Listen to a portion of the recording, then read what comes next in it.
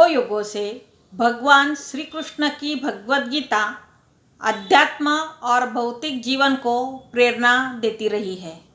जीवन के हर समस्या का उत्तर गीता में मिल सकता है। भगवान श्री कृष्ण ने योग को बड़ी कुशलता से स्वधर्म, कर्म, भावना और प्रज्ञा को एक साथ जोड़ने का प्रयास किया है। इसी कारण आज भी हमारे लिए गीता पथ के प्रदीप बनी हुई है। कृष्ण अष्टमी के इस पावन अवसर पर हम श्री भगवान श्री कृष्ण के जीवन दर्शन को समझने का प्रयास करेंगे। नमस्कार, मैं मनीषा खटाटे आप सबका स्वागत करती हूँ और आप सबको विनती करती हूँ, कृपया मेरे इस कथन को ध्यान पूर्वक सुने। कुरुक्षेत्र की युद्ध भूमि। कौरव पांडव सभी युद्ध के लिए तत्पर हो रहे हैं। तभी अचानक सभी प्रियजनों को देखकर अर्जुन अपना धैर्य खो देता है और युद्ध न करने का विचार भगवान श्री कृष्ण को बता देता है। इसके पश्चात भगवान श्री कृष्ण उन्हें स्वयं का कर्म करने के लिए प्रेरित करते हैं। गीता के इस कर्म के सिद्धांत को मनुष्य के स्वभाव से जोड़ा है। गीता के 18 अध्याय में सूत्र 40 से 48 तक स्वभाव और स्वधर्म का विचार किया है। श्री कृष्ण कहते हैं कि और ऐसा कोई भी मनुष्य नहीं है जो इन प्रकृति के 3 गुणों से मुक्त है और उसके स्वाभाविक कर्मों से मुक्त है।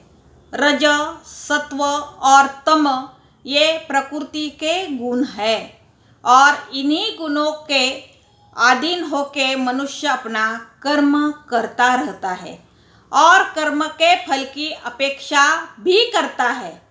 कर्म के फल की अपेक्षा करना स्वाभाविक है।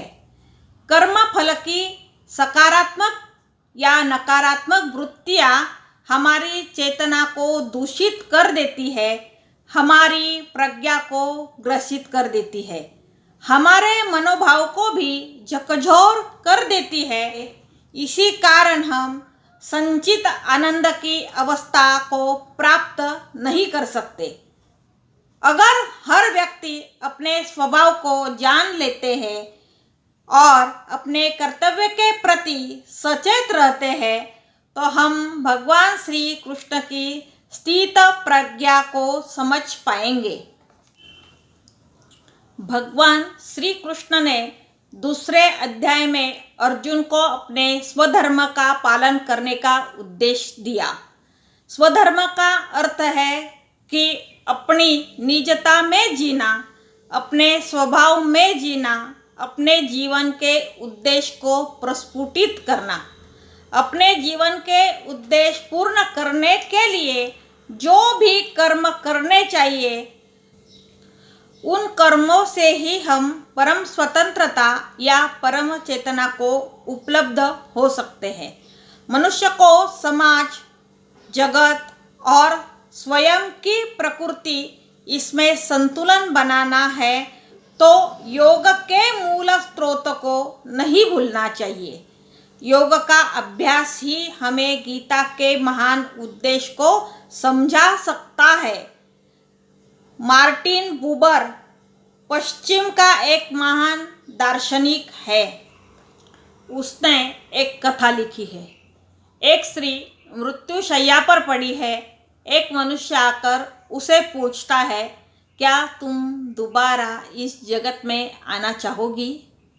वह स्त्री हाँ कहती है और उस मनुष्य को उत्तर देती है कि अगर मैं भगवान के पास चली गई तो मुझे भगवान ये नहीं पूछेंगे कि तुम मोजेस जैसी, जीसस जैसी क्यों नहीं हुई।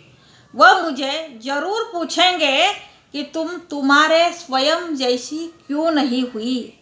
कितनी भी बार मैं पृथ्वी पर जन्म लूँ, मगर मैंने मेरे अस्तित्व को नहीं समझा, स्वयं की प्रकृति का प्रस्फुटन नहीं किया, तो मेरा बार बार जन्म लेना बेकार है। आधुनिक मनुष्य की यही एक व्यथा है, हम हमारा संतुलन खो बैठे हैं।